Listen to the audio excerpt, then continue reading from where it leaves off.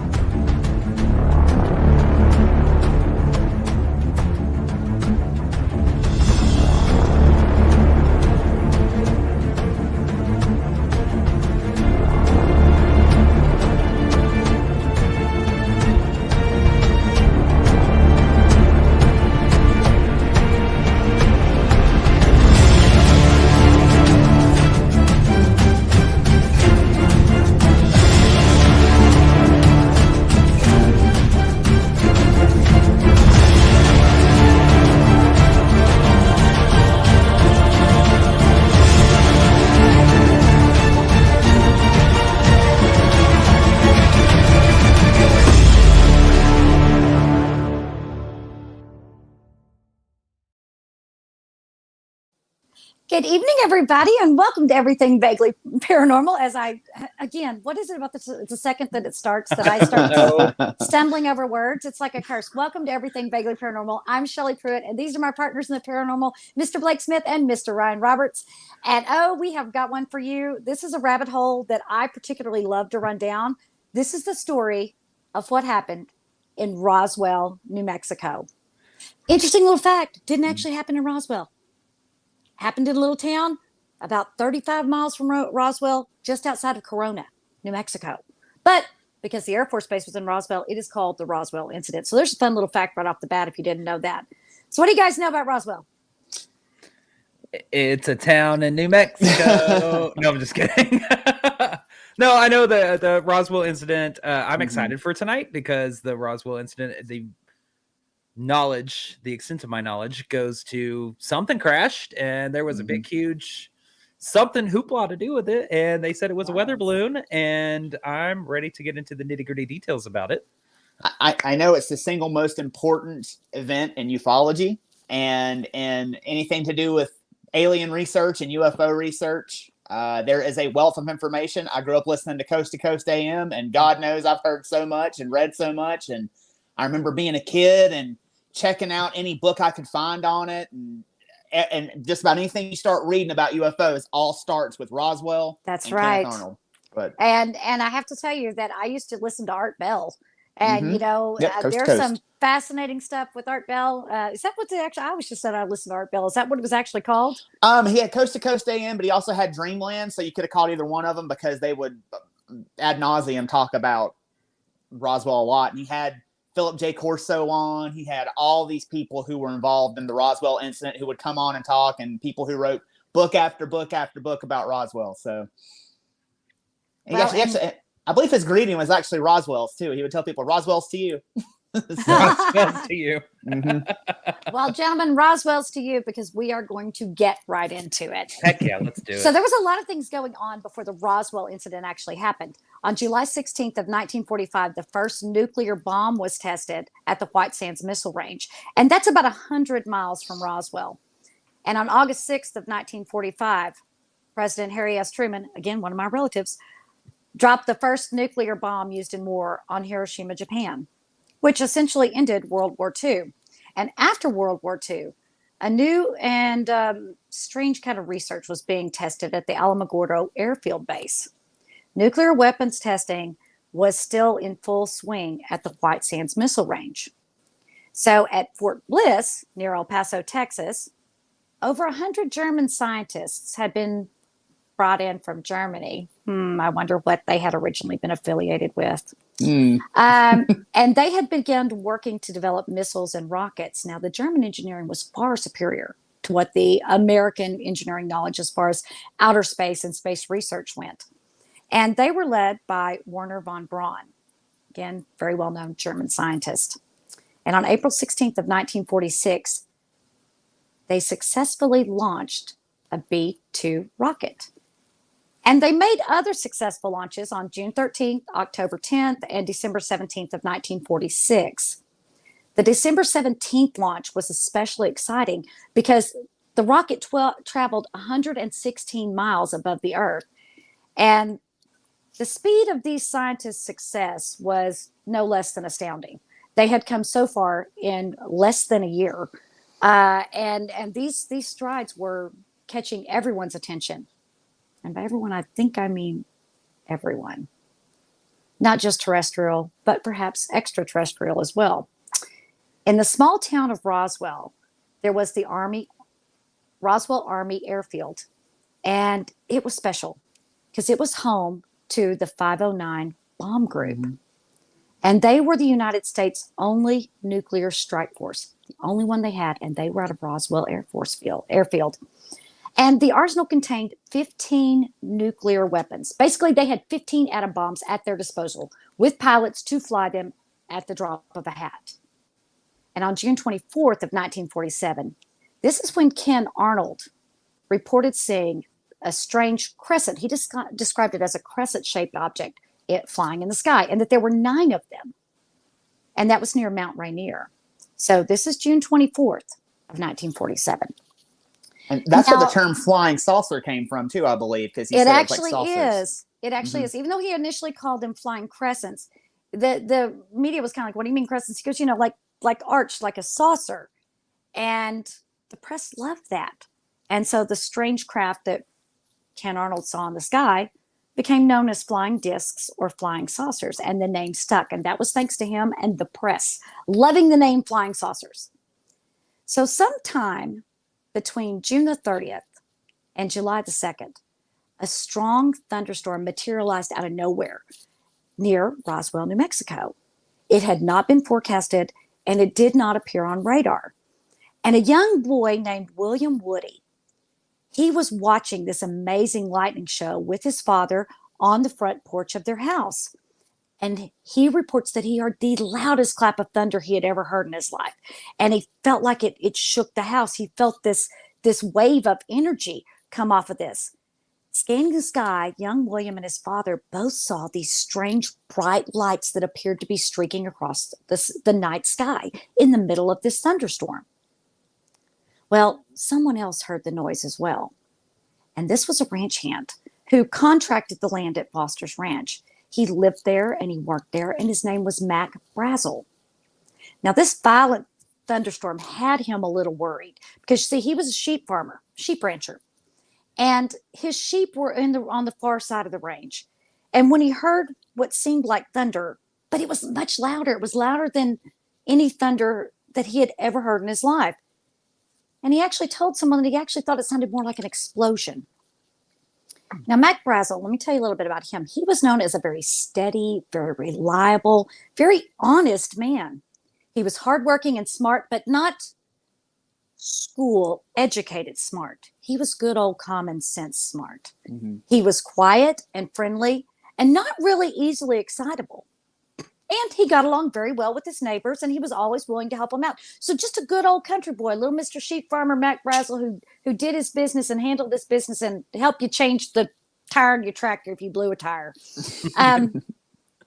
So a couple of days later, Mac's sheep had not returned. Now the exact time frame here, because the thunderstorm is sometime between the 30th of June and the 2nd of July, because we do know that on July 3rd, Mac's sheep had not come back up to where they normally came. And so he decided he needed to go and find his sheep. They hadn't returned to their normal area on the ranch, and he began to ride the fence line and scour the open landscape of the range. And this range you can see it's vast, but it also has some hills and some crevices. Interesting thing, there's also a cave system that runs underneath Foster's Ranch. Interesting. And there's also, on this ranch, a 700-foot deep well. Huh. There's the well again. Did you know that? Oh, There's the Oh, well no, again. I did not know that. Here we go. So while he was looking for his sheep, he suddenly came upon this huge debris field. There was bits of stuff just scattered everywhere. And he estimated that the debris field was about 3/4 of a mile long and over 250 feet wide, as best as he could determine. And they said his sheep would not even go anywhere near it. They would. That's right. They were That's freaked. right. They were freaked the hell out by it. So Mac, he's looking at it, and so he decides he's going to examine a few of these pieces of material that was just strewn everywhere. He found scraps of strange metal, strange fibrous strings, slender steel sticks. Now, it's been said that he found sticks, but in later accounts, it says that he found steel, almost look like beams, but he said, like steel sticks. That's what he could equate them to. Like rebar or something like that? Like I had, smaller than sticks. Think of more like the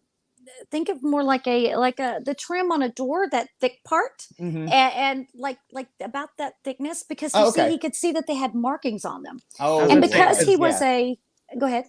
I was going to say, I'd read somewhere that I'd read different sources of what it was, that it was sticks, just long pieces of metal rods, if you will. Some even called them like beams or I-beams even. And so whenever he was looking at this, he saw what he described as petroglyphs on them.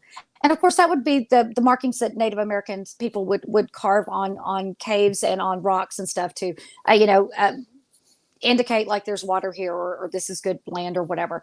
And so he wasn't school educated, he knew what he saw, and what he saw he equated to being petroglyphs inscribed on the insides of these steel sticks that he found. And the markings that were on there kind of followed in the lines of these sticks and what appeared to be patterns. And he said they looked almost like instructions. But the most fascinating item were the small little pieces of metallic foil-like material, no thicker than the foil off a package of cigarettes. Whenever you pull that little piece of foil out, they were no thicker than that.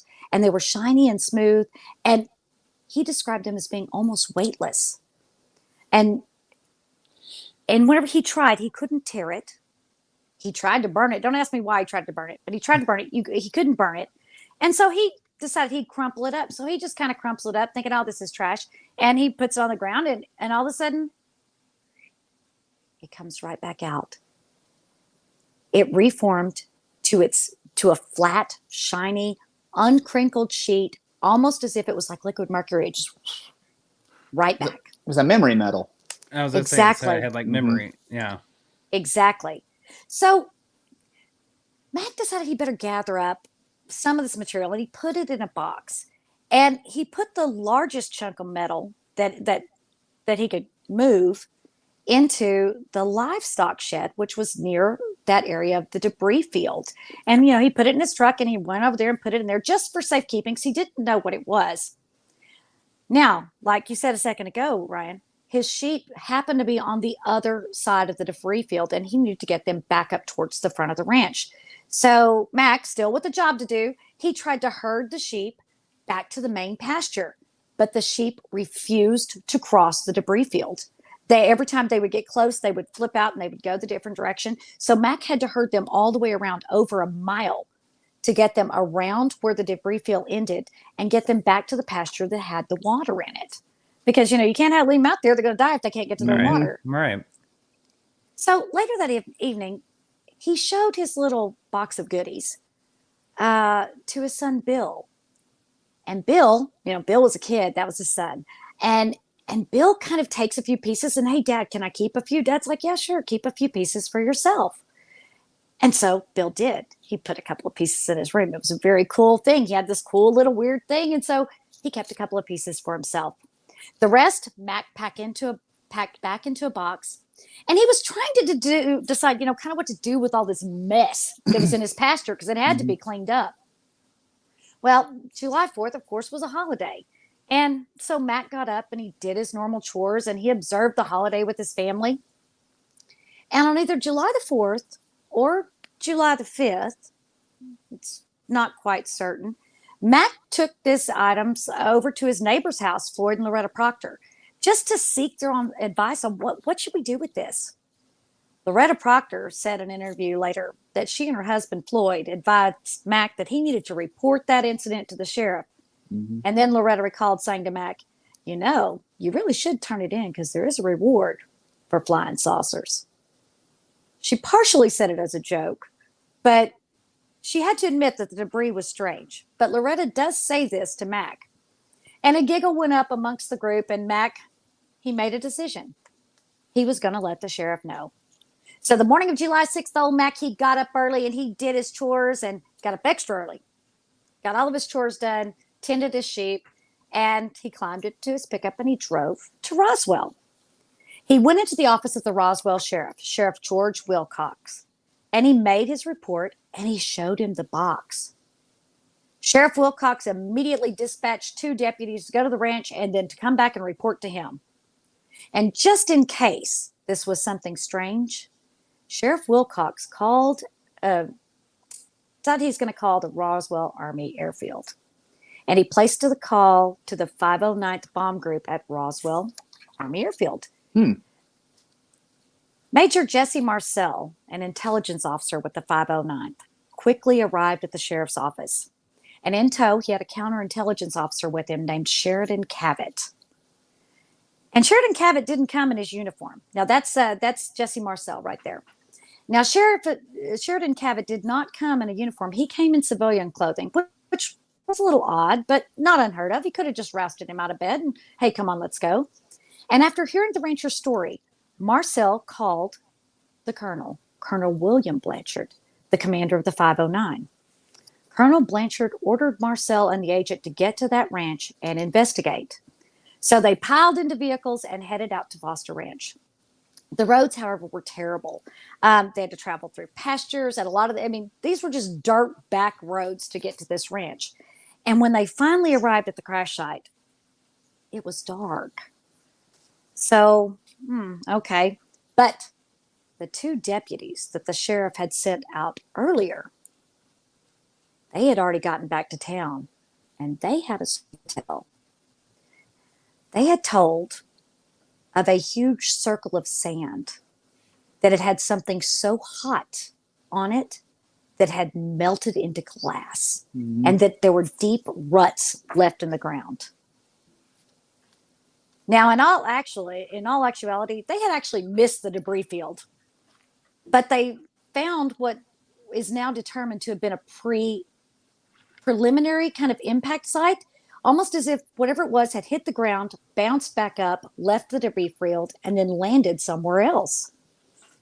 But that night, Major Marcel and the agent, Cavett, and the rancher, Mac Brazel, spent the night at the range hut. Marcel was fascinated with what he saw. He examined this large chunk of metal in the livestock shed and even went over to it with a Geiger counter just to see if it was radioactive. And fortunately, no radioactivity was detected. And bright and early on the morning of July the 7th, now things are about to pick up. The morning of July the 7th, the trio collected as much of the debris as they could, and they loaded it into Major Marcel's car and headed back to Roswell Army Airfield. The car was delivered. The carload of the items was delivered, and Major Marcel headed home. So he takes it to Colonel Blanchard. He delivers it, and then he goes home. He's been up all night. He's been out here doing this stuff. Go ahead, Ryan. No, I was gonna say, because didn't he took some of that debris home and showed it? Like, I think he woke his kids up in the middle of the night to be That's like, "Hey, my check next out part. Yeah, That's okay. what I'm coming to. All right. So Major Marcel had headed home, and Dr. Jesse Marcel Jr. was only 11 years old when the incident occurred. But he vividly remembers his father waking him up that night to show him a few things that he'd found on the ranch that day. Jesse Marcel Jr. described them as strange pieces of embossed metal with geometric shapes and symbols. Now, here you go. You have a kid who's been going to school. He recognizes geometric shapes and symbols. He also recalled markings that looked like Egyptian hieroglyphs on the inner surfaces of the rods or the stick pieces.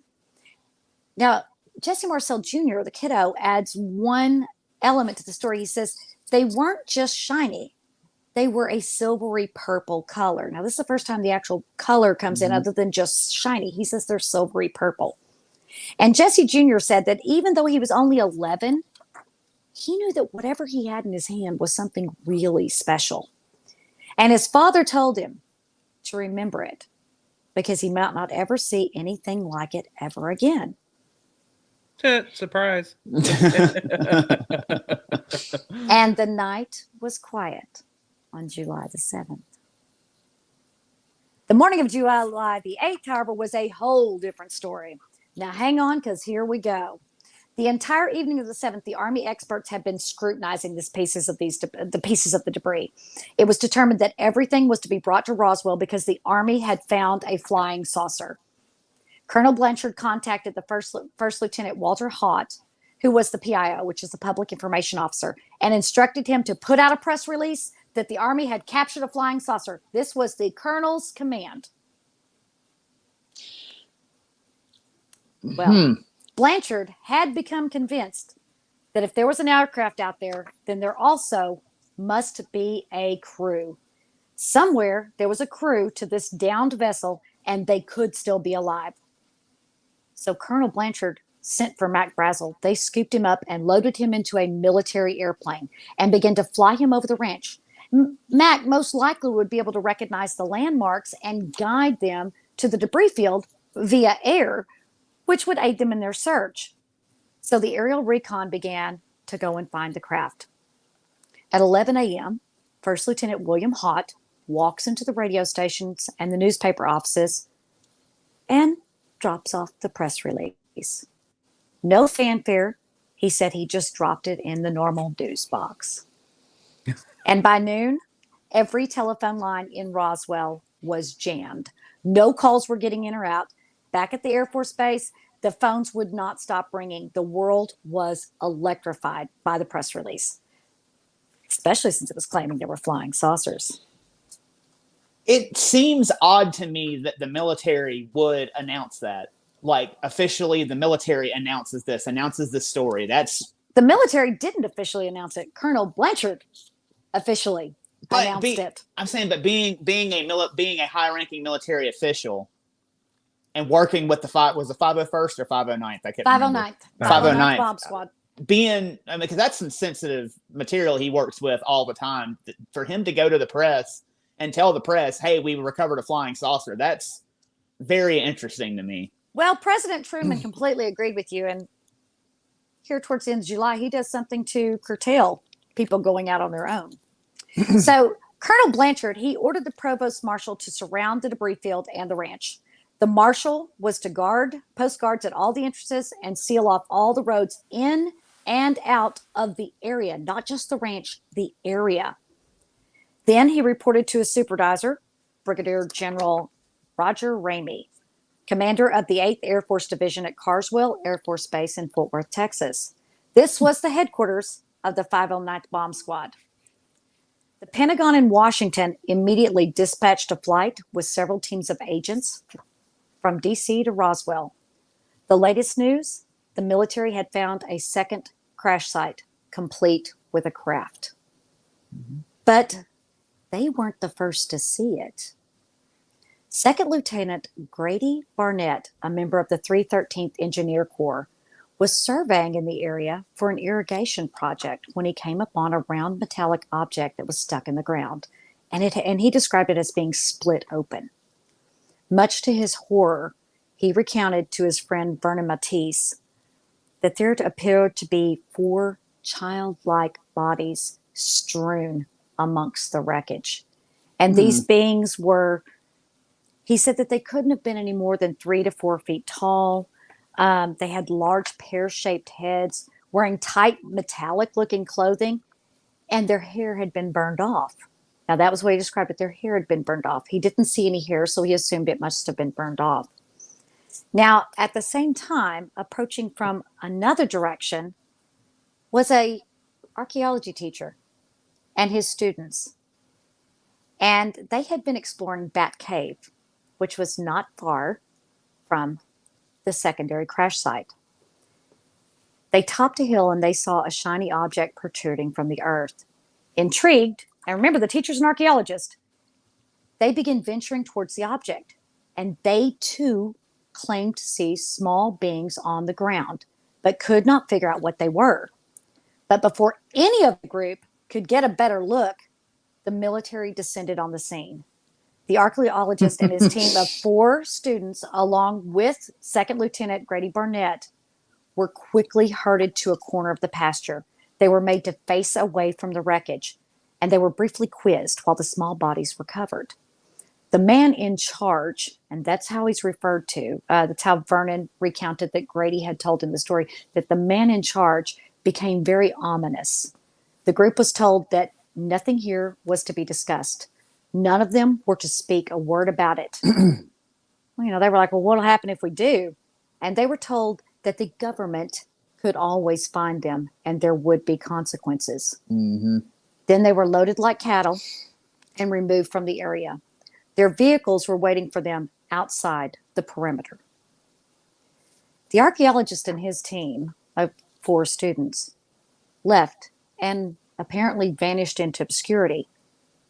Grady Barnett, however, once getting a safe distance away, immediately informed his boss of what had happened and that he had seen bodies. And his story was met with snickers and ridicule. Other than his friend Vernon, Grady never mentioned the incident again. But it seemed like the world was watching Roswell. Calls from London and Hong Kong and Paris were all coming in. Everyone wanted to speak with someone on the record about this strange event. Now, by 4 p.m., Mac Brazel had finally been let off that military plane, and he was back in Roswell. And he simply left the military base. He figured, hey, my job's done, and I did what they asked, and he walks off the military base. The Army had done the unthinkable. For a solid 24 hours, they lost Mac Brazel. Oh, shit. Oh, my God. Oh, shit. Your most valuable witness just right into thin air. And they had no idea where he was. But someone did. The co-founder of KGFL Radio in Roswell, Walter Whitmore, saw old Mac. He tracked him down. Hey, Mac. He convinced him to come and stay the night at his ranch. Mac, you live on the property. This way you can get a good night's sleep because, all those people are over there, all the military's over there. You're going to be getting asked a lot of questions.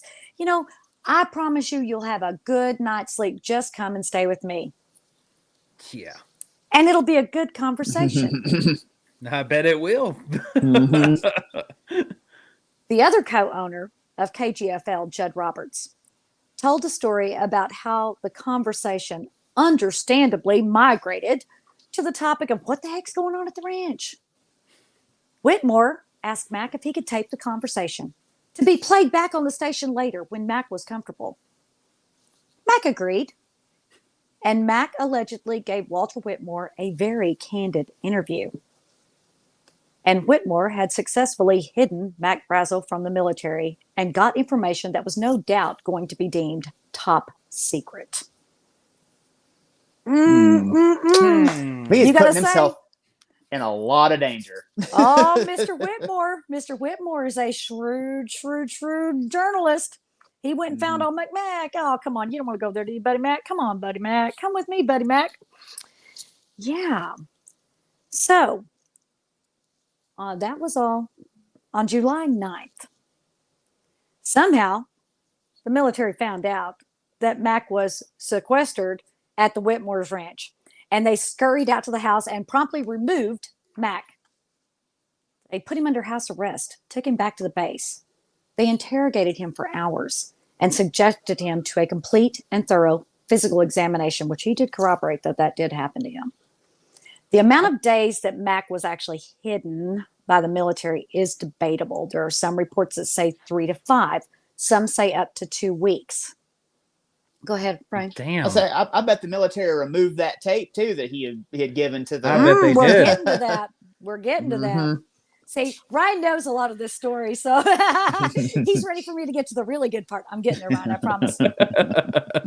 Now, while Mac is being held and being interrogated, this is what is going on. Judd Roberts, co-founder of KGFL Radio, received a phone call from Washington with very specific instructions. Do not broadcast the taped interview with Mac Brazel.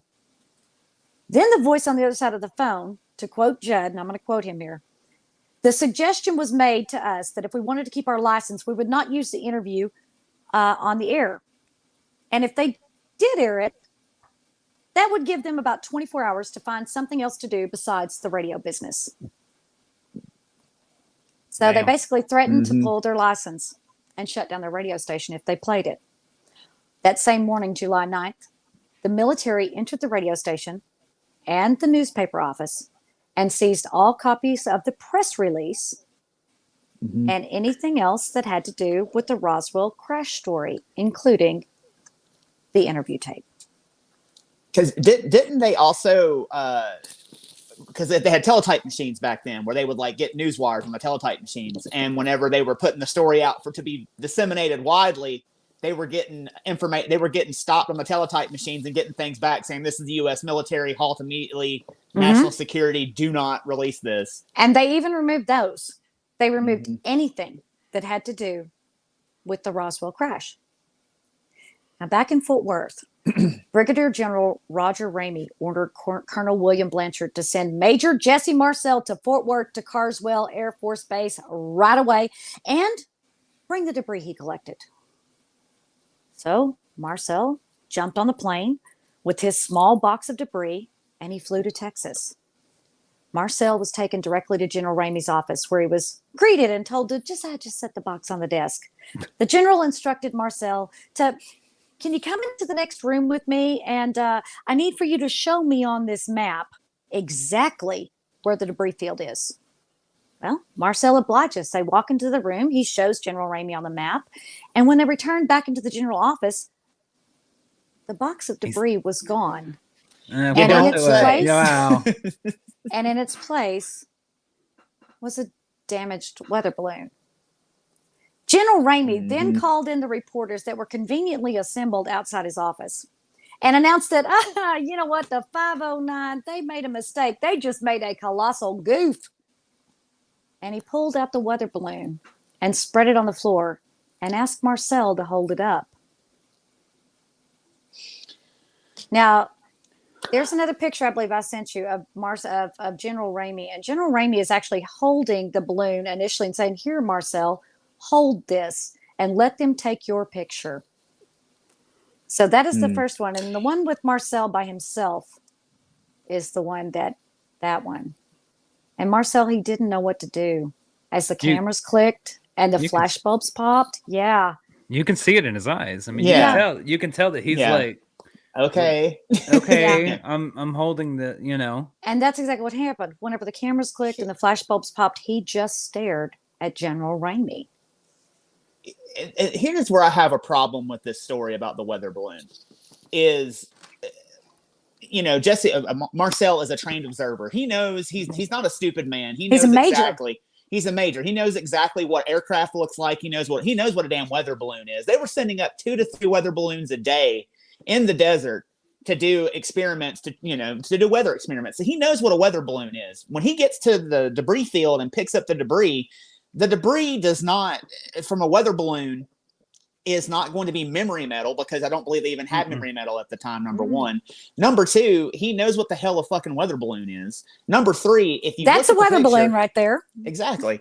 And if you look at that picture, why is the weather balloon material in the pictures, why is it pristine? Why is it not dirty? It was in the desert. It was laying out there. It's not pitted. There's nothing. It's just, the tinfoil or whatever the material is that goes over the top of the weather balloon. Why isn't it dirty? Do you know what I mean? I mean, I don't know. We have an answer for that, Ryan. Okay. So while poor Jesse Marcel, is being made to stand there and hold this weather balloon, General Ramey quickly announces that this fuss was just over a weather balloon. Granted, it's a new kind of weather balloon, but it's a weather balloon nonetheless. And by the morning of July 9th, as far as the military was concerned, at least publicly, the case was closed. What Jesse Marcel did not know was that on July the 6th, debris had already been delivered to the general, and the military had had time to concoct a story. Remember how Jesse Marcel had taken some of the stuff and left it at his Colonel Blanchard's office Mm-hmm. and had taken some of it home? Well, Colonel Blanchard had put that on a plane and sent it straight to Carswell. And General Ramey had time to look at it and concoct the story. But there was poor Jesse Marcel. He was splashed across every paper holding torn bits of a weather balloon, looking foolish. The military had their patsy. They had their fall guy. So let's back up just a little bit, back to July 8th, because while July 8th, we aren't finished with July 8th. A lot of wheels were turning on July the 8th. While Marcel is on the flight, now Marcel is heading out to see General Ramey, and he's on his way to Texas. The Army had over 60 men on Foster's Ranch clearing the debris field. Numerous covered military vehicles were seen leaving the site. Military personnel were guarding the roads and the entrances with machine guns. This is a small town. This is nothing but pasture. What are you going to get? That deer going to come up on you a little too fast? You need the damn machine gun for that? And then that's when the rumors began to circulate that bodies had been found. And by the afternoon of July the 8th, remember, Jesse got on that plane at 11 o'clock in the morning. By the afternoon of July the 8th, mortician Glenn Dennis, manager of the Ballard Funeral Home in Roswell, received a strange phone call. Well, actually, several strange phone calls. And it came from the hospital at the air base. It was one, again, of several that he received that day. The first call was seeking information about the preservation of tissue and what chemicals could be used to preserve tissue. He gave them his best information and he hung up. 45 minutes later, he got another call. And he was asked how and what methods were used to prepare bodies that had been damaged by elements or, say, burned or showed signs of trauma. Gave them his best information and he hung up.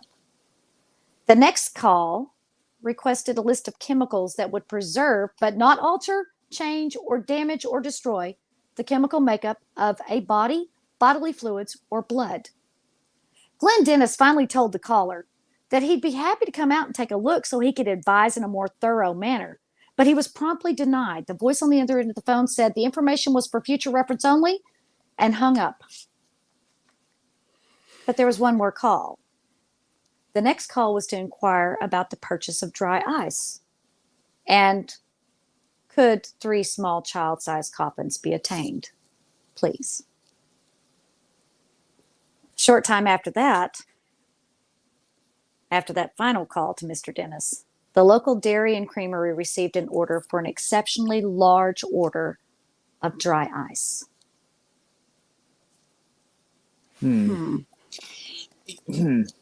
What better way, though, to transport alien bodies than to put them in child coffins and no one's going to ask questions? No. Oh my goodness, what a horrible person would say, can I please look inside that coffin, especially a child's coffin. Oh my God, how terrible. What kind of an awful person are you? Brilliant. So Brilliant. I want to ask a question here about the mortician. Did he, later on in life or afterwards, did he gain any type of notoriety or any type of fame or anything after this or whatnot? Did he make a book? Did he do any? Well, actually, he ends up eventually being a partial co-founder of the UFO Museum in Roswell. Well, okay. But that's way later in life. Yeah. But I'm talking about. We're going to follow Mr. Dennis in this story. Okay, then I'll reserve my remarks for later. Okay. Okay. So now, after all that, so later that same afternoon, Glenn Dennis, he's out. It's that afternoon. It's a little bit later that afternoon, and he had happened upon a minor car accident, and one of the persons involved was an airman from the Roswell base. And the car was messed up and the airman had a minor injury and the airman wanted to be taken back to the base to be treated. That was the hospital he was supposed to go to. So Glenn said, okay, he loaded up the man and he took him over to the airbase hospital. And when Glenn pulled up the ER entrance, he hopped out to assist the airman in and, to get into the building. And Glenn noticed that there was an ambulance blocking the ER bay and the back of the doors were wide open. And he could see in, and he said that he could see chunks of metal in the back of this ambulance. Now, there was a nurse that Glenn knew that worked at the Army Base Hospital. And to this day, he's never revealed her name, even though she's long since, passed away. He never revealed her name. But in interviews, he calls her Judy. And by all accounts, of those people that knew both Judy and Glenn was pretty sweet on Judy. They kind of were fond of each other. Nobody ever went as far as say they were dating, but they were smitten. They were involved. Well, we don't know involved, but they were pretty sweet on each other. And so whenever Glenn entered the hospital with the airmen, once the airmen had someone come out to talk to him, Glenn kind of hung around for a minute. He was kind of hoping to see Judy. Where Judy is, But Judy saw him first, and she darted straight to him. He said she was nervous and excited and a little bit frightened. And she goes, "How did you get in here? What are you doing here? You need to get out of here immediately, or you're going to get in a lot of trouble. Get out of here as fast as you can." And she's concerned and she's frightened. And it was not exactly the welcome he expected from Judy. So he was okay. And he begins to make his way to the exit. And at this moment, just before he reached the door, he's stopped by an officer. And he was asked, "What are you doing here?" Mr. Dennis, he didn't know what was going on. He was just brought this airman out here and hoping to, say hi to his sweetie, Judy. And he explained about the car accident, and the officer seemed to believe him. But he was still going to walk him to the door. So as he starts walking him to the door, Dennis, just making conversation, remarked, "Man, that must have been a heck of a crash if you even had to put some of the, debris in the ambulance." Wrong thing. Yeah. Wrong thing to say. Wrong thing to say. He had almost made it. He'd almost made it out the door. And with one motion, there were MPs on either side of him. The man he was speaking to had vanished down the hall and into a room. He heard a voice bellow from somewhere down the hall that said, "I'm not through with that son of a bitch. You bring him back." And the MPs basically drugged Glenn Dennis down the hall and into a room where he was confronted by an army sergeant and a captain with red hair. Both began a verbal assault on Glenn Dennis. They were yelling at Glenn. One of them, the redheaded one, he said, kept screaming at him, "There was no crash. You didn't see anything. You don't go into town. You don't tell anyone anything you saw." Well, now Glenn Dennis was a little bit scared, but he was also agitated. And he yelled back at him, "I'm a civilian, and you can't do a damn thing to me. So as far as I'm concerned, you can go to hell." Oh, no. No, shut up. Shut up. Jesus. And there was a moment of silence in the room. It's like, And the sergeant leaned in close to him and said, "Don't kid yourself, young man.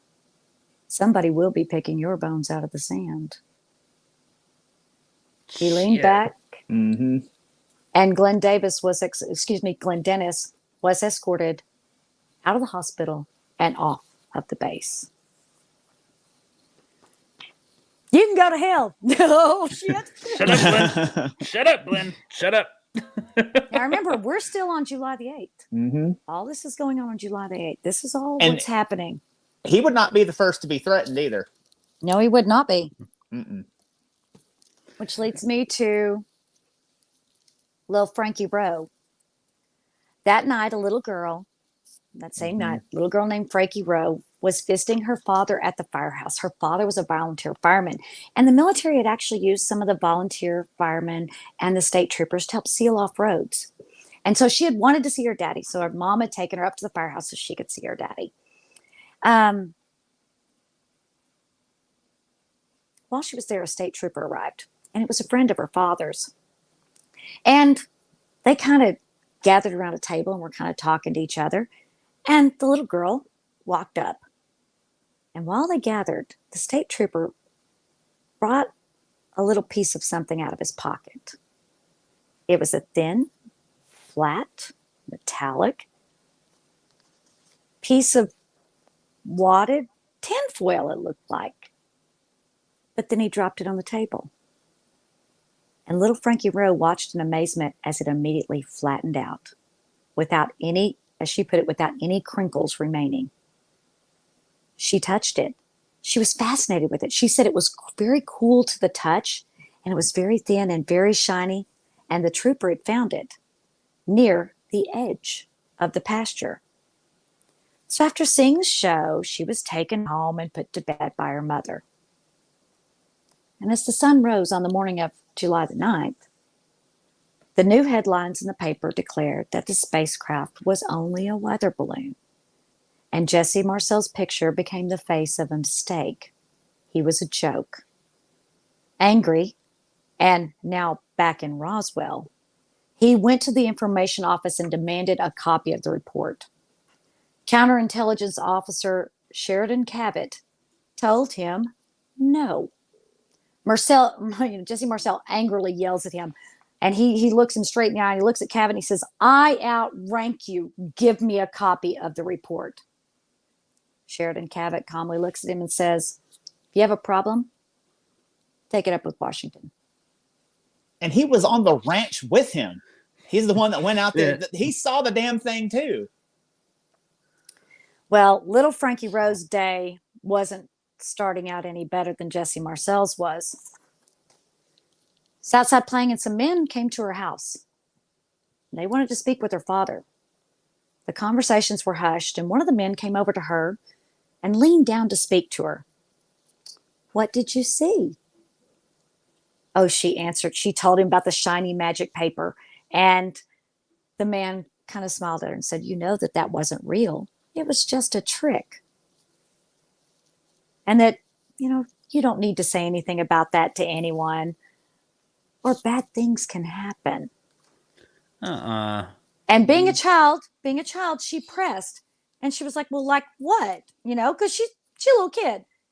And he goes, "Parents can go away or get put in prison, or you could be taken away and you won't ever see mommy and daddy again.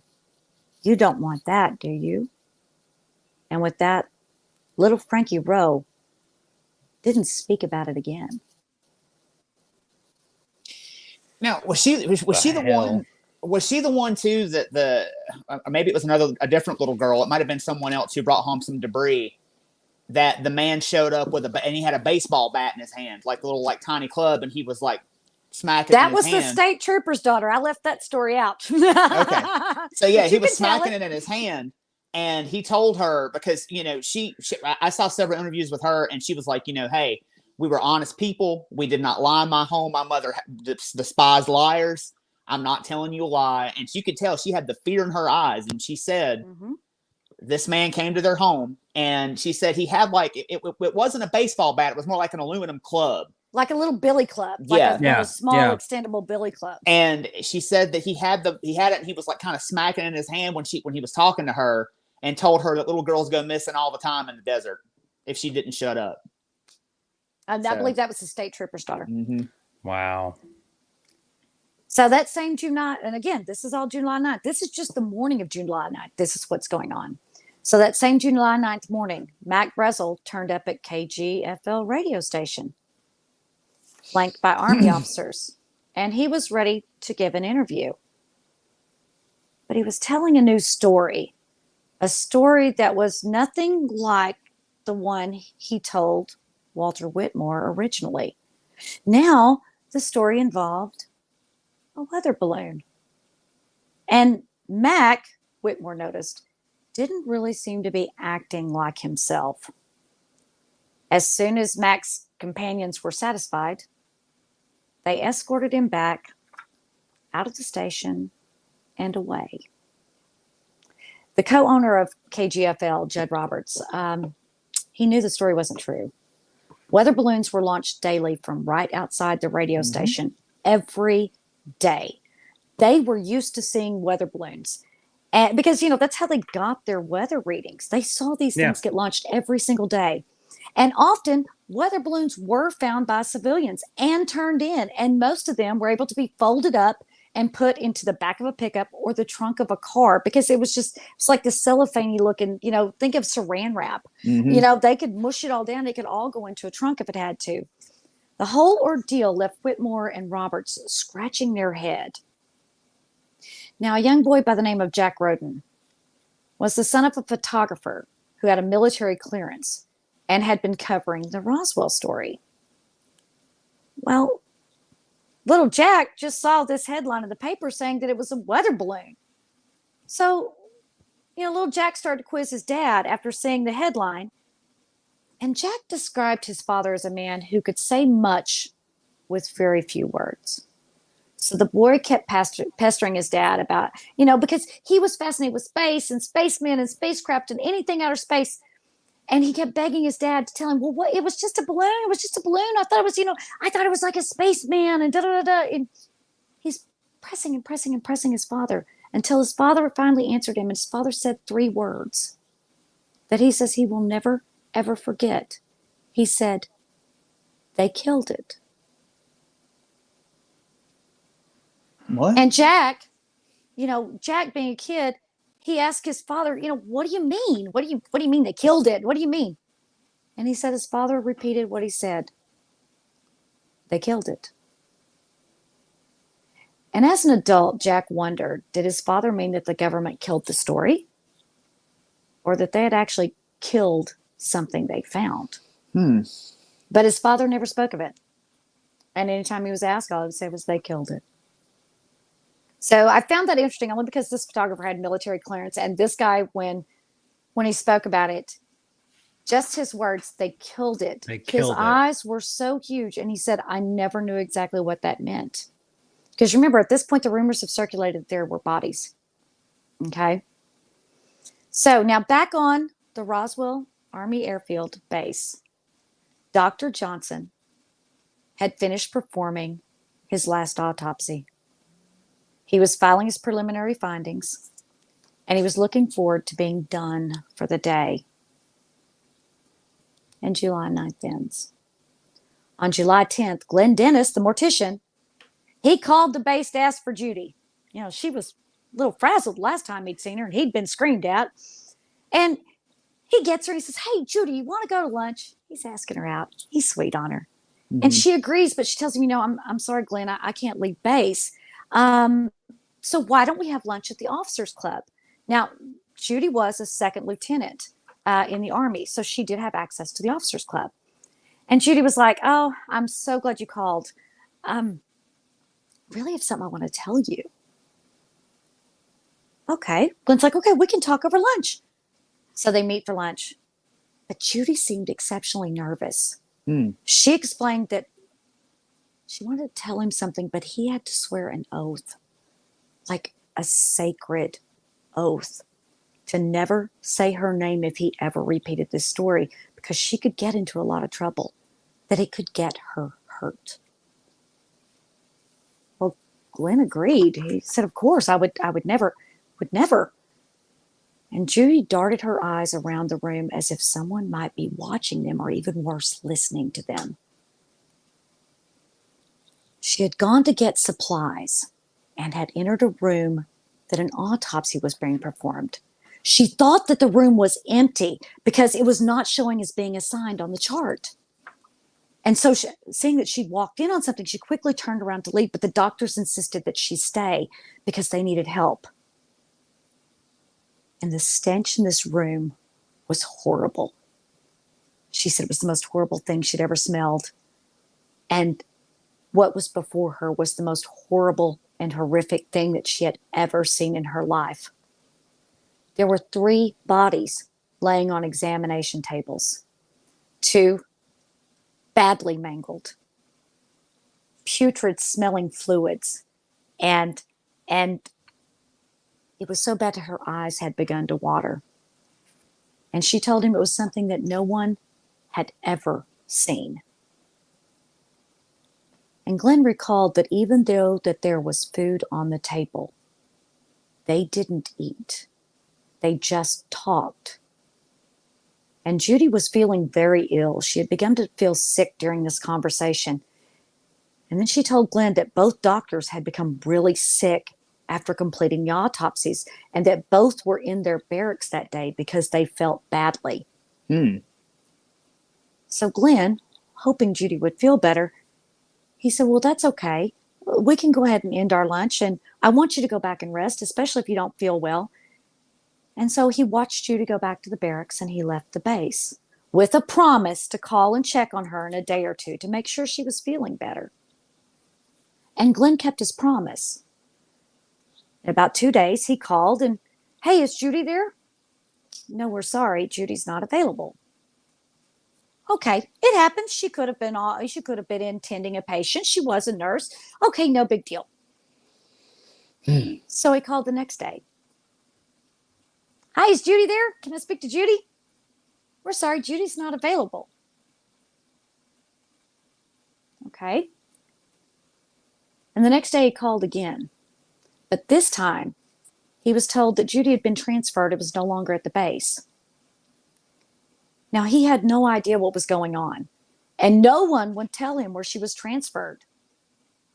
But 10 days later, he received a letter in the mail that said, I can't write. London. And there was an APO number that was enclosed. So an APO number, if you don't know what that is used so that military members can receive mail without disclosing their location.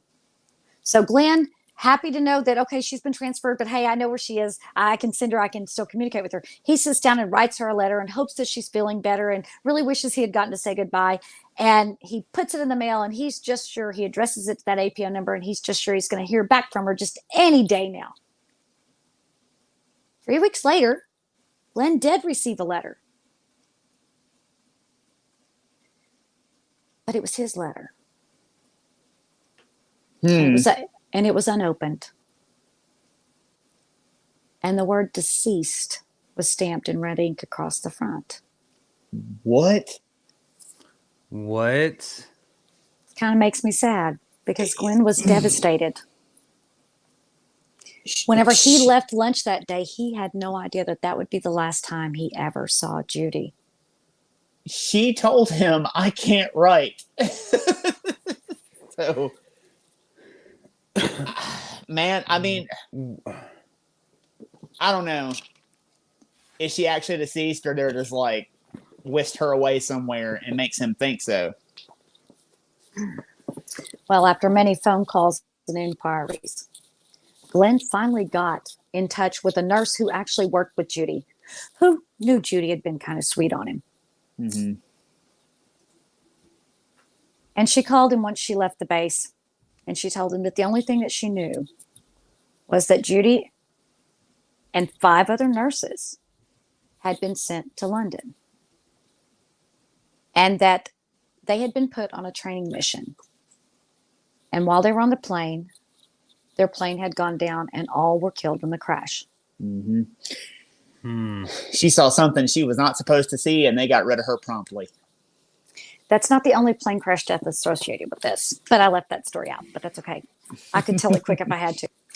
So by the end of July, everything had settled down in Roswell, and the public seemed to be buying the whole weather balloon story.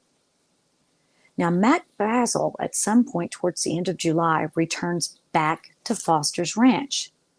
His neighbors, Floyd and Loretta Proctor, noticed that he came back in a new pickup. And the ranch hand had a new house and money to buy a meat locker plant in Alamogordo.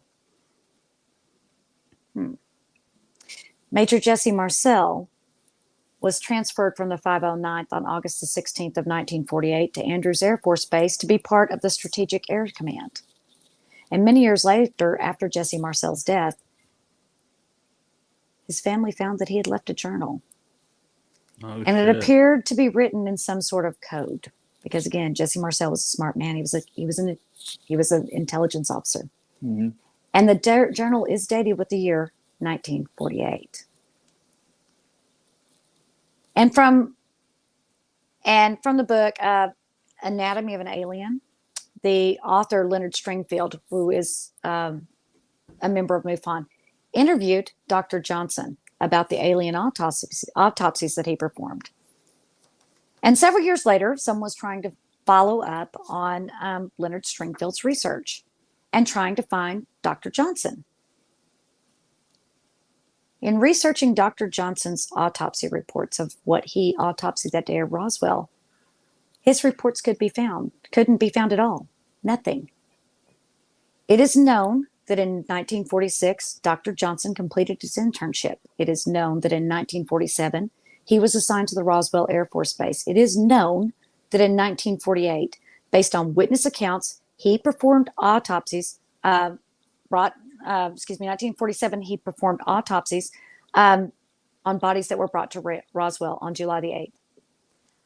It is known that reports were filed and sent to Washington on July the 9th. In 1948, later, he was found living in Galveston and working as a pathologist. And after 1949, he moved around to various hospitals. However, all records of the doctor's services at all of those hospitals had been removed. His military record did not exist and could not be found. To the military and to the hospitals that he worked at, there is no record. He didn't exist. Even though Judy was there when he was filing the reports. Two completely separate accounts. This author of the book and Glenn Dennis's friend Judy had told him that these reports were filed. Two completely different people that did not know each other. Now, later in life, Mac's son, Bill Brazel, was sitting in a bar in Corona, having a few drinks. He was talking with the other bar patrons. And perhaps he had a little too much to drink because he began to tell strangers about those little fragments of debris that he had kept for himself. Dad said it was okay. And he went home. The next morning, military personnel showed up at his door and confiscated all of the remaining items. Mm-hmm. Now, Mac Brazel never spoke publicly about the incident after that, but those that knew Mac stated that he still insisted that the debris was different than what the paper showed, and that weather balloons don't carry passengers. So why was he being asked to search for a crew? To remove the debris from the ranch, it took over 60 men, numerous covered military vehicles, vast quantities of crates marked top secret, 9 airplanes, and 1 hangar, Hangar 84, to clean up a single weather balloon? A weather balloon. Yeah. Mm-hmm. No, don't think so. So, on July the 26th of 1947, President Harry S. Truman signed the National Security Act. Now, this is July 26th. This is after Roswell. And this Security Act did 3 things. It unified the military under the Department of Defense. One voice for the military. Ryan, you were asking about that earlier. The second thing it did was it established the National Security Council as an information gathering entity to sift through the intelligence received and provide it to the president in the most concise and timely manner. The third thing that it did was it established the CIA, the Central Intelligence Agency, to coordinate information gathering activities of military branches and the Department of State. This act went into effect September of 1947. Coincidentally, late in November, early December of 1947, Harry Truman also renovated the White House. It was gutted down to bare bones so that only the exterior remained. Each room was outfitted with steel cage fortifying beams for each room, turning the building into more of a fortress than a home. And today this prompts the speculation as to why. Why so much reinforcement? What did Truman know? Now, you'd think we're finished, but I found one more story that I have to put in. In 1975, a woman was dying of cancer, and she was speaking with her nurse that had been caring for her for a while in the nursing facility, and she had cared for her for a very long time. And she told the nurse, "I've held this in for so long. I have to tell someone, close the curtains." The nurse, she goes over and obliges. She closes the curtains. "Now shut the door." So the nurse goes over and shuts the door. And after assuring the patient that no one else was in the room, the dying woman told her story. In a feeble voice, she spoke and she said, "I went rock hunting.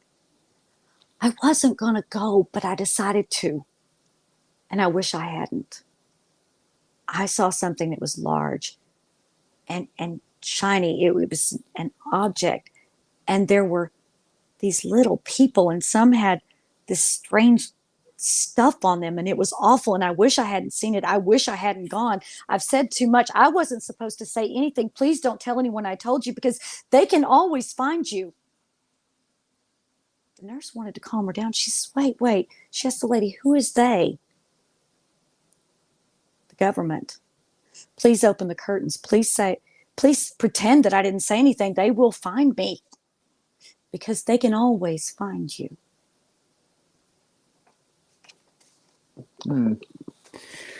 Jesus Christ. I was gonna say that was one of the archaeology students. Oh shit. Well, the thing too is, after everything happened, Roswell wasn't really, it was kind of a non-story after that until the 70s, until all these people started talking. That's right. None of these people had anything to gain personally from what they saw. Nope. None of them got book deals or anything like that. And when they did start speaking, they were at the end of their life. I mean, I think it was,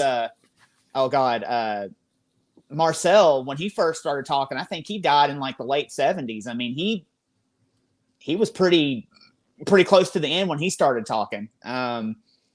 So, I mean, that just tells me off the bat that these people had nothing to gain, and they just wanted to have their story told and tell their story and get it out there, what had happened. That was going to be my remarks from earlier when I was talking about the mortician was, okay, what ended up happening to him, to any of these people? And I mean, that answers it right there. Mm-hmm. I tried if I told a story about somebody, I followed it through to the end, even the archaeology student. Well, and I appreciate that. Yeah. I mean, I love hearing all the way up until, they passed away, what had happened to them. But we always say in our research, whenever we're looking at things about whether something is a true story or not, is we look at two things.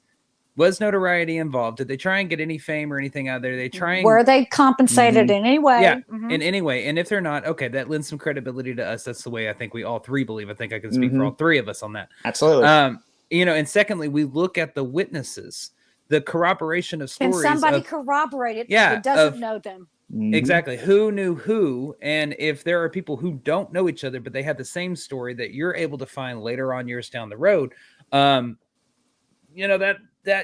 some credibility number two right there. So do you see why I had such a damn hard time? I think I talked to Blake probably 5 times, and you know what? I kept it right at an hour. I'm pretty proud of myself, because you see, these are the stories that I left out.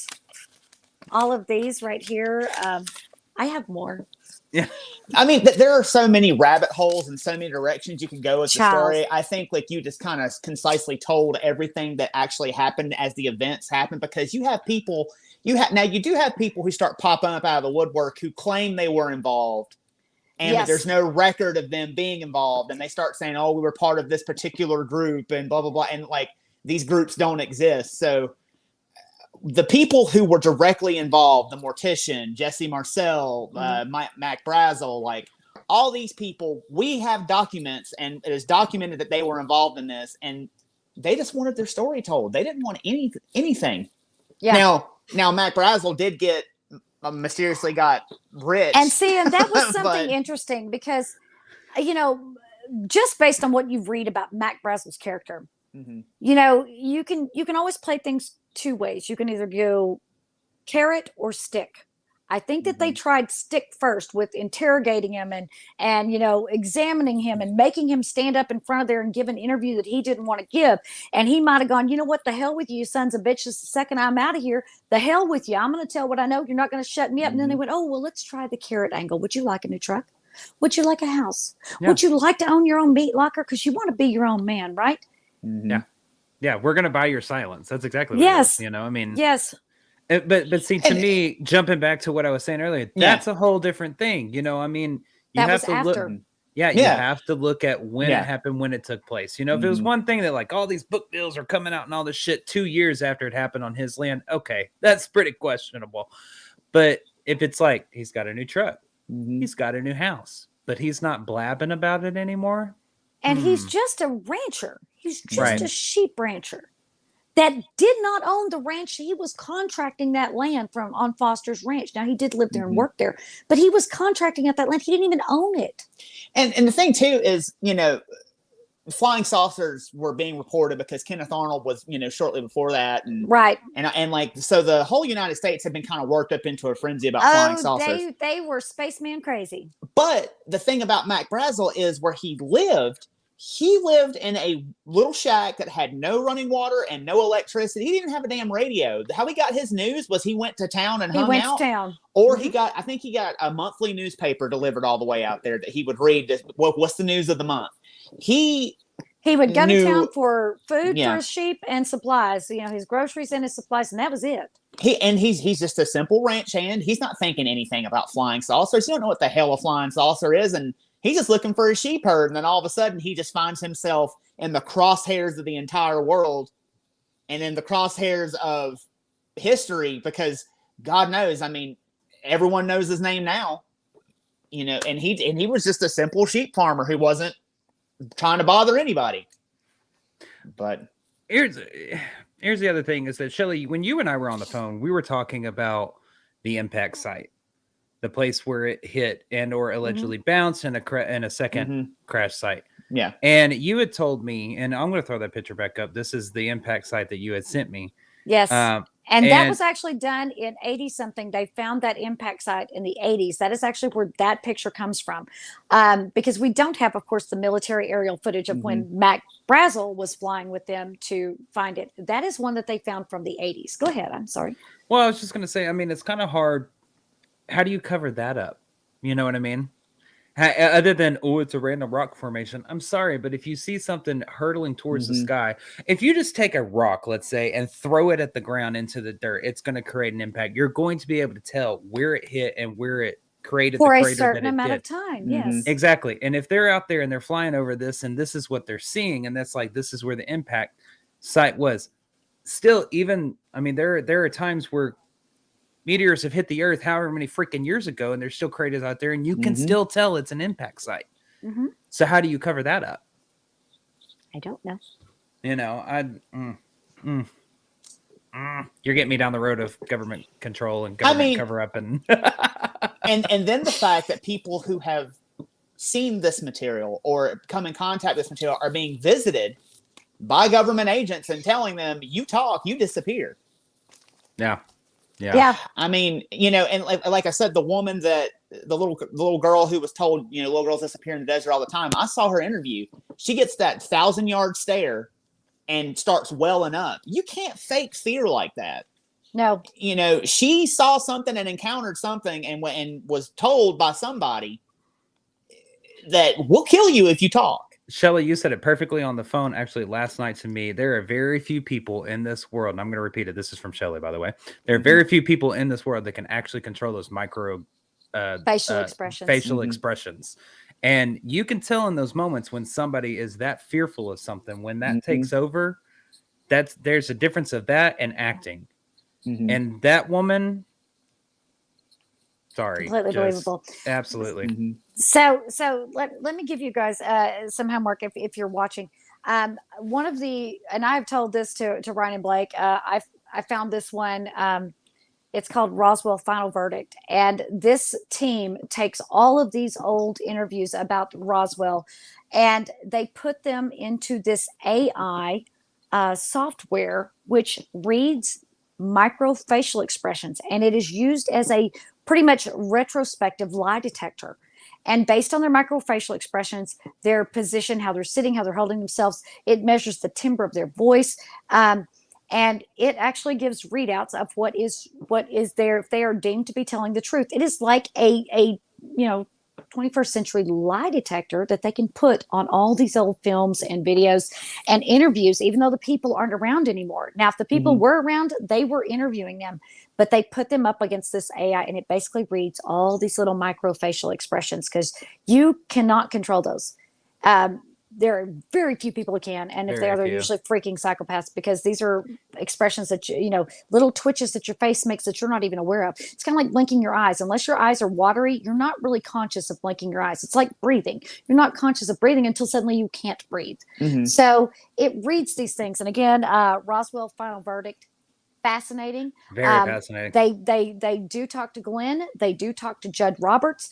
There is one thing that Judd Roberts says that comes back as false, because they had talked to Judd, who was one of the co-founders of KGFL, and he says, well, we didn't really sequester, Mac Brazel. Whitmore didn't sequester Mac Brazel. And he said, he was a guest. You don't sequester a guest. And they said, well, there was rumors that he's actually the one that turned him over to the military the next day. And he goes, oh, come on. He was a friend. You don't turn over a friend. He was a guest. He could have left at any time. We didn't turn him over.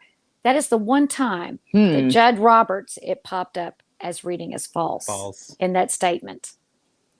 And to be perfectly honest with you, I think that if I was co-founder of a radio station and someone was in my home and they said, listen, we're going to shut you down. We're going to pull your license. You let him out of your house and you bring him to us, or you tell us where he is. And we leave you alone. If not, find another damn job. All of a sudden the FCC is going to be crawling up your ass every way you can look at it. Well, what's the smart thing to do? Go, yeah, you know what? He's at Whitmore's house. Just go out to Whitmore's house and get him. Yeah. Now that to me makes sense as to how did the military find him the next day? Because they drug him out of Whitmore's house the next day. So it sung like a freaking canary. Yeah. I mean, duh. But put your livelihood on the line, and don't tell me that you don't give up some type of secret. I mean, anybody who's faced with their livelihood disappearing is going to face pressure to give up something, if that's what they're being asked. Information of some sorts. Well, yeah. And I do like how they try to cover up the whole thing later on. When they talk about Project Mogul, Shelly, you know what I'm talking about? I did not even go down the Project Mogul. I'm like, no, that's for another thing. I started reading that. And I was like, oh, I'm gonna put this to the side. So simplified, what they said Project Mogul was it was a new type of weather balloon, quote unquote, that they sent up into the atmosphere that had microphones on it, so they could listen to see if the Russians were doing atomic tests. That's right. It had highly sensitive microphones. However, and it basically was a high altitude balloon, and there was a parachute group at they had actually been sending people up on some of these weather balloons, but single person at a time, and having them free jump to see if how parachutists could react, that kind of thing. And they were testing different stuff, and they would have people that would go up, but these balloons could not take them very high before they had to basically bail out. And if you want to know about this, and that was part of the Walker Project, you can go to archives.gov 341.roswell.1 to read about that. Yeah. Well, government files. Well, and the thing about that too is, if I'm not mistaken, Project Mogul didn't start until well after Roswell. That's right. Started in almost late 48, beginning of 49. Well after Roswell number one. Yeah. And number two, a weather balloon, no matter, even if it's a Project Mogul weather balloon, does not create an impact zone like whatever crash in the Roswell Desert does. Also doesn't take 60 military men, vehicles, 9 airplanes, and a hangar to clean up its mess. No, I understand it was top secret. I understand that. But yeah, it does not take that many people to clean that up. Now, at that archives.gov, if you look up Roswell, you can actually find some of the military footage that's been released of these Project Mogul balloons that are actually landing. And they do have like these big, like crate looking things on the bottom of them, but you see them hit and and usually it takes 2 guys, maybe 3, to turn them back over. Yeah. What I do find interesting is how intense the military moved, how intensely they moved to cover this up when this happened, versus now, after years and years and years and years and years of us asking for disclosure on exactly what happened and disclosure on UFOs, now the government is coming out and they're admitting, okay, yeah, they're UFOs. We're calling them calling them UAPs, though. We're going to call them something completely different, but we're going to admit that they're UFOs. What they are, we don't know. But middle of smack dab of 2020, we're facing a freaking worldwide pandemic, and they're like, hey, by the way, aliens are real. Yeah. Thought you needed and, a break from Tiger King. yeah, and What else you been watching? nobody batted an eye because we were so freaking worried about the damn pandemic. Yeah. But that's how it goes. When you're looking over here, let's release this over here, and they'll just That's right. Look they'll over breeze here, over right here, over over it. here. Now this also happened, but just keep looking this way. Yeah. I mean, even What is it? The Wizard of Oz? Pay no attention to that man behind the curtain. Yeah. Mm-hmm. I'm saying, Absolutely. but now, I mean, and this is the thing too, and this is I think just the stark contrast between Roswell and now. Now they're admitting the government. I can't remember what senator it was, but he was like, "We do know that these could possibly be a threat, and we don't know where they're coming from, but they're not of this world." Which is exactly what Truman said way back when. He said UFOs and aliens, if they do exist, are not, he said are not of this earth. And he's saying the same thing Truman said in 47. He is, but the same thing. But the difference is back then, they were very tight-lipped and kept a very tight lid on everything about all this. And now Truman's my relative. He's like, what the hell? Let's do it. But now they're freely coming out and being like, yeah, I mean, we don't know what it is, but I will. I think that they're being forced to come out with it because 1947 versus 2022. Yeah, 1947. A military man told you to shut up. You shut up. Yeah. Well, don't talk about it. Don't talk about it. There people have undeniable proof now if they capture something because everybody's got one of these little suckers in their freaking hand now. Yes, you are on camera constantly. 100% people are always recording, and of course when they're out, sky gazing or looking at the stars or whatever, and they see something weird or have a weird experience, what's the first thing we do is we pull out our phones and we start recording. And so there's this raw footage that's just surfacing around that's like can't be debunked and all this other stuff. And I think the governments worldwide are having to come together and be like, okay, crap, we're backed into a corner. Yeah, this crap's real. Let's go ahead and release it. And I think that it's setting a new precedent now because Roswell kind of set the precedent up until now for stuff like this. Because if you had a military pilot come forward or you had somebody come forward and say, hey, I saw this. Oh, it was experimental aircraft. It was a weather balloon. It was this, that, and the other. And they were laughed out of their, and a lot of them didn't come forward because they would, look at what happened to Jesse Marcel, kind of laughed out of his profession and kind of just like, he still continued to do what he was doing, but no one took him seriously. He ended up in either Nebraska or Montana. They moved him like way the hell off. Yeah. People would be decommissioned and people moved around if they came forward like, hey, I saw this. No, you didn't. By the way, you got reassigned to fucking Timbuktu, wherever we're going to send you, I think now enough people have come forward and what the new precedent being set because all these videos of UFOs that are coming out now are being officially released by the Pentagon, by the military. Yep.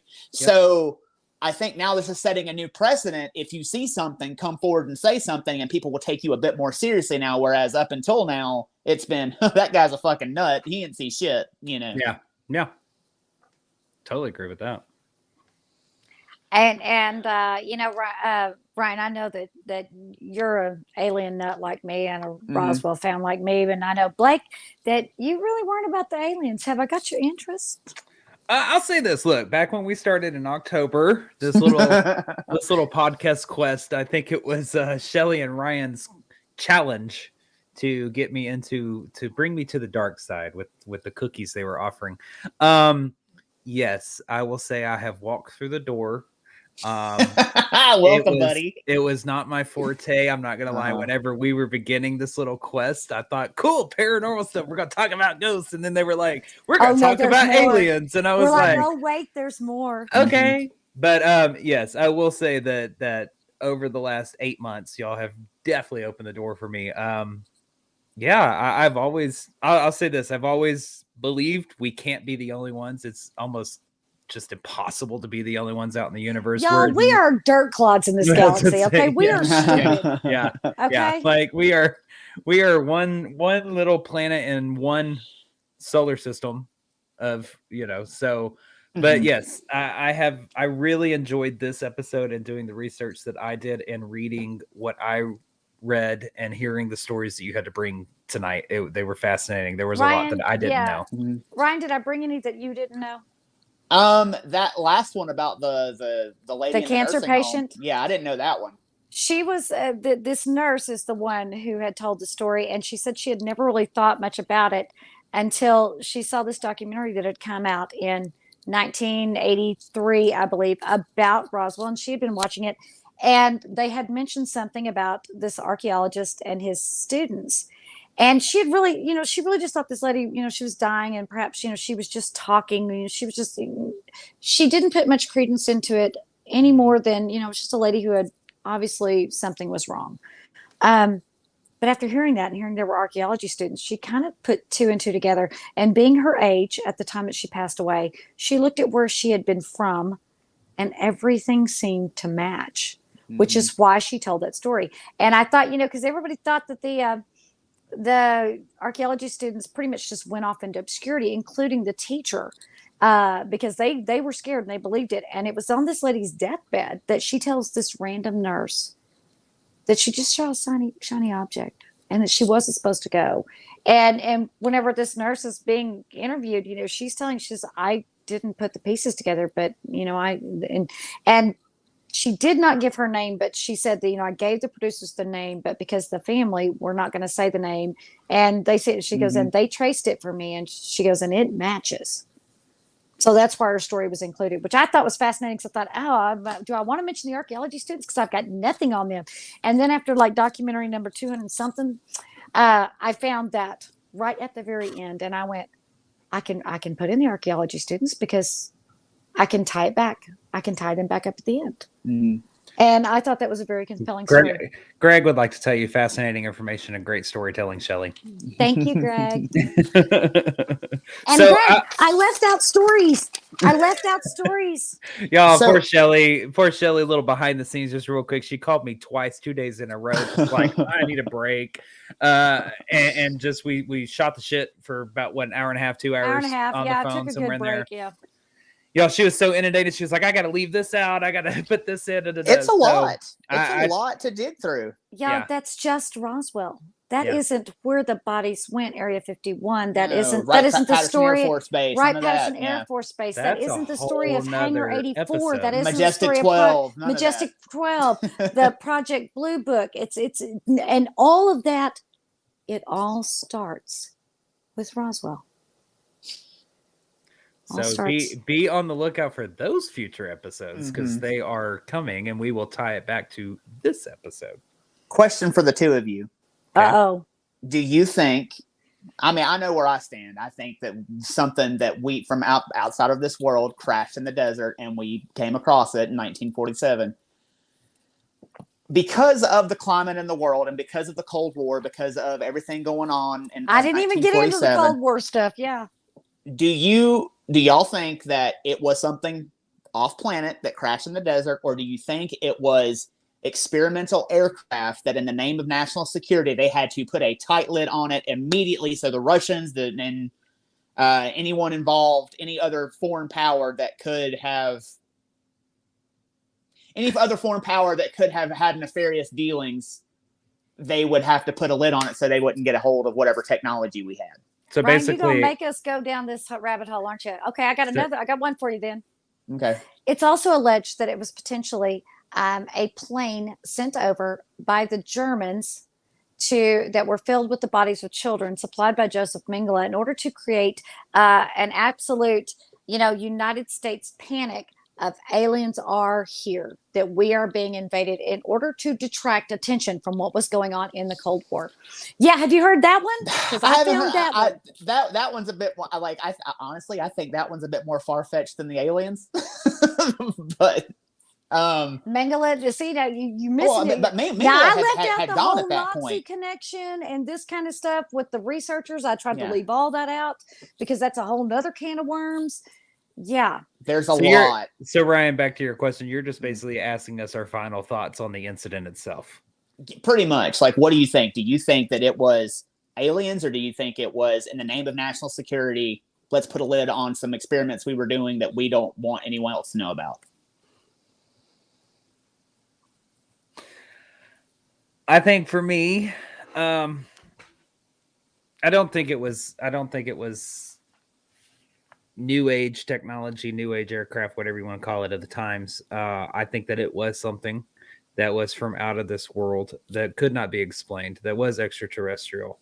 Um, for me personally, there's too many corroborating stories from different individuals who did not know each other or know of each other until well after this incident happened. Um, I think when you have that and adding back into what I was saying earlier about notoriety and fame and all that stuff, none of those people sought this. Not only that, but you have the people who disappeared. You got a lot of questionable things. Government is not going to reassign and relocate people for a fucking weather balloon. There's not going to be that large of a military presence that is going to surround a town and an area for a damn weather balloon. You know, as it was said, they launch those every single day from the radio station to get their Multiple weather. times a day. Yes, to get their weather readings. People in that area are extremely familiar with that. Why would you have to have such a large military presence to recover one of God knows how many that they launched in that entire freaking year? It doesn't make sense to me. It doesn't add up. So I think that it was something that they couldn't explain and from out of this world that they needed to put a tight lid on. How about That's you, my Ryan? that's my Roswell final verdict. I like I said, I agree with Blake. I believe that it came from off world. I think that, like I said, there's too much resource, too much manpower being used to recover a quote unquote weather balloon. We did not have any sort of memory metals at the time. We do now. Funny how that worked out. But, you know, back then we didn't. I think that too many people saw something strange. I think that too many people, like I said, corroborated their story, and they all had nothing to gain, and they were all threatened, and they were all scared for their lives, so they just shut up for a while. And I want to add in real quick one point that Melissa made that said, "Sweet Melissa." She Hi, said, sweet Melissa. She said, and all the money that was spent too. Yeah, I mean, Good you point. would not spend that much money in manpower and resources for a weather balloon. to do that for a weather balloon. For freaking weather balloon. So yeah, I firmly Great believe point, that. Sweet Melissa. I firmly believe that it was something off world. That's what I think.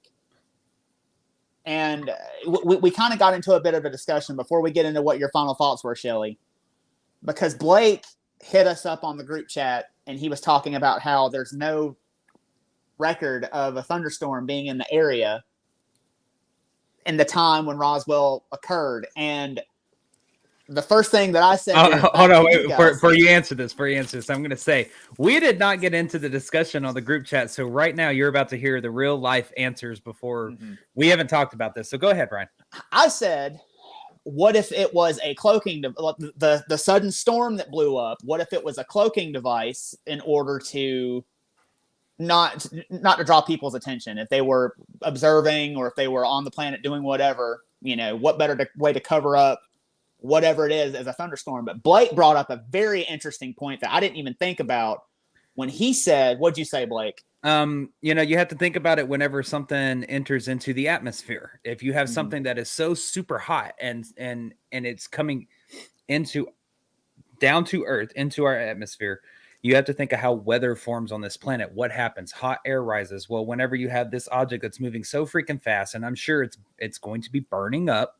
You know, what if this object that has entered that is so large that is burning up in the atmosphere created this heat that rose so quickly that it created this thunderstorm out of nowhere? Think of a volcano when it explodes. What happens? That hot air rises so fast that a lot of the times you get thunderstorms with the volcano that are associated with it. So I don't know if it was necessarily a cloaking device so much. It was just the natural reaction of the Earth's atmosphere to something entering into it. You know, something being extremely hot, being super cold as it comes into the atmosphere. Creating those clouds, creating that lightning, if you will, because once those particles get charged enough in that area, I mean, they're going to create the lightning that's how lightning forms, you know, I mean, so who, that was kind of my take on it. Yeah, I thought that was an interesting point, and I kind of wanted to just bring that to light. But Shelly, what do you think? Your final thoughts? Like, what do you think? Was it alien or was it domestic? Let me get my tea for this. I want to believe. And that's about all I can say about it. Hold I on. wanna No, believe. it's not. You gotta expand a bit on that. Come on. I don't got to do shit. I don't know who you think you talking to. You got to expand a bit on that. You can't just say I want to believe and leave it at that. I do. I want to believe. Yeah, I think it was legitimately something that was not of the terrestrial Earth that we know it to be, because look at the advances in science that came in a very rapid succession. Mm-hmm. Our dumbass dirt clod selves, we got lucky. We figured out how to make an atomic bomb. Then these dudes start showing up going, y'all gonna blow your dumb asses up. We're gonna have to come over here and set y'all straight. Take me to your leader. Come on, Truman, let's come chat. And the advances that we made in science and technologies, we went from crawling to sprinting in a very short amount of time. I don't think that whatever it is that we have, that we discovered on our own, I think some of it was given to us.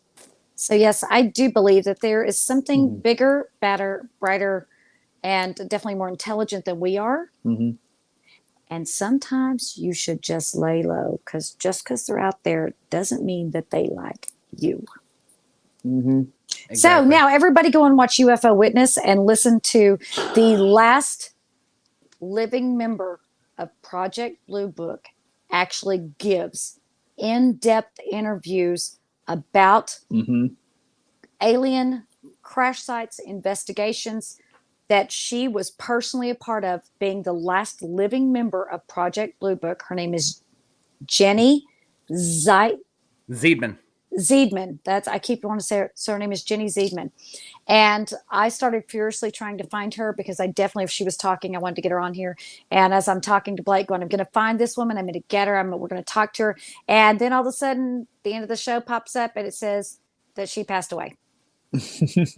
Yeah. But some of the things she says are both intriguing and terrifying. Very terrifying. And it is called UFO Witness.